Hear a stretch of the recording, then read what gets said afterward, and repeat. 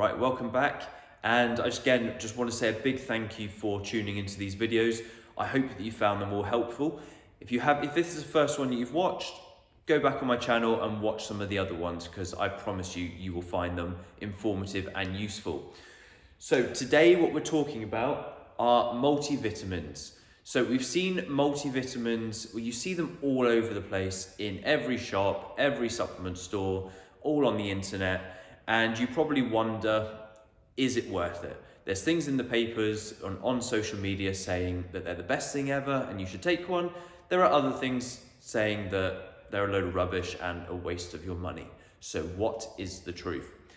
So before we get started, if you haven't taken advantage of it already, then just go in the description below, go onto my Instagram page, drop me a follow, send me a DM with the word recipes, and I'm going to send you a free high protein recipe book just to say thank you for watching these videos.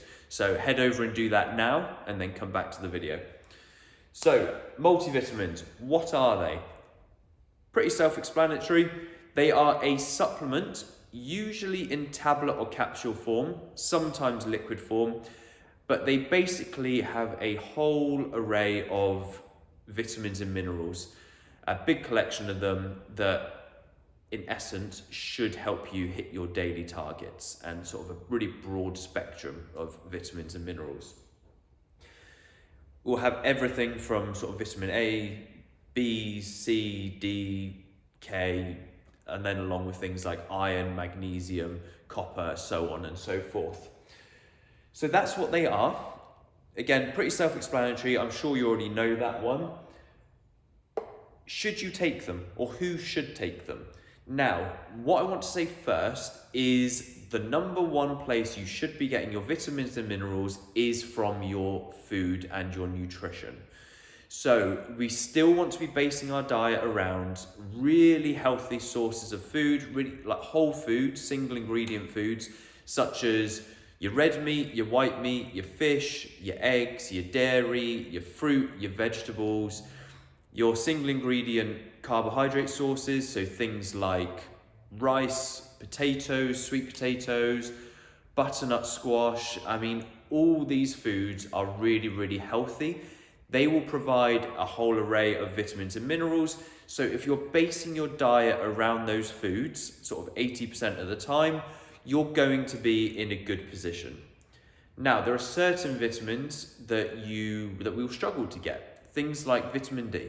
If you live in a northern hemisphere country, especially during sort of winter months, then you're probably going to struggle to hit vitamin D marks just because of our lifestyle. So everyone's indoors a lot more now, sort of during the winter time, and also it's dark a lot of the time, so you're not seeing a lot of the sun.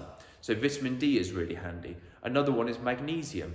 The magnesium stores in the soil, because the soil is getting so depleted through over farming of sort of monocultures. Certain minerals like magnesium are a lot lower in the diet, so getting magnesium is really helpful. Some people, especially if you don't eat red meat, I would always say try and eat red meat if you can, but if for any reason you don't, sort of dietary preference, taste-wise, whatever, you will probably struggle to get iron. Because little disclaimer, well, not a disclaimer, but a little bit of information for you. You'll be told that spinach has got loads and loads of iron in.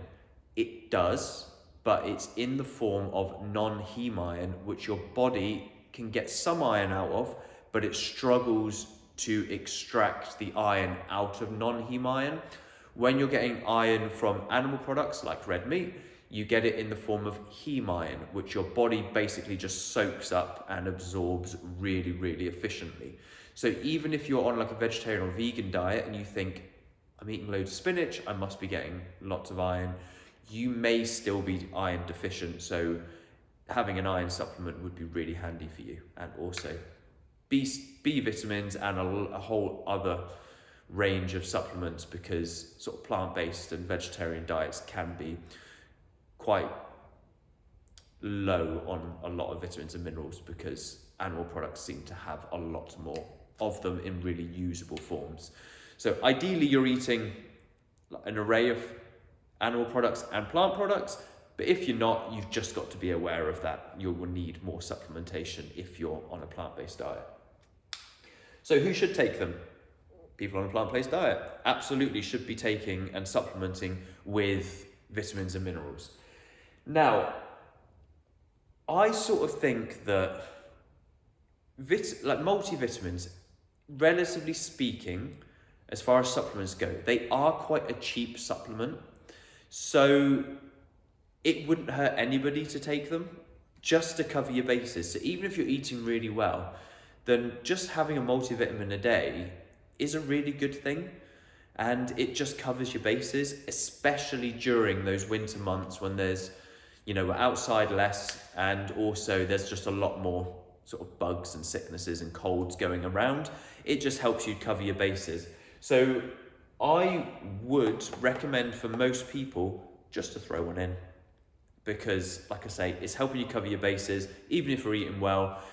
Cost efficiency wise, it is a pretty cost efficient supplement. So absolutely, why not take it? Considerations. Not all multivitamins are created equal. So a lot of the ones you will see in the supermarkets or in some well-known supplement chain stores are very, very, very poorly dosed. So you may be taking the multivitamin, but you're not getting the amount of the vitamins and minerals that you actually need to make a difference to your health. So we have to be aware of the dosages. So just for example, vitamin D, on the minimum end, we should be looking for 2,500 IUs per day.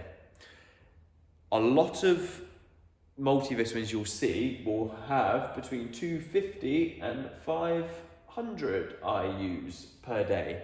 So as you can see, you may be taking a multivitamin, but you could be over 2,000 IU short on the amount you should have just in that one vitamin. And if you have that across the whole dosage of all the vitamins and minerals in the supplement, then it sort of becomes a little bit useless. And quite often when you go to those specialty chain stores on the high street, quite often you're paying quite a lot of money for a very poorly dosed supplement. Another one like that, just as a little bit of help, is if you're taking a fish oil supplement.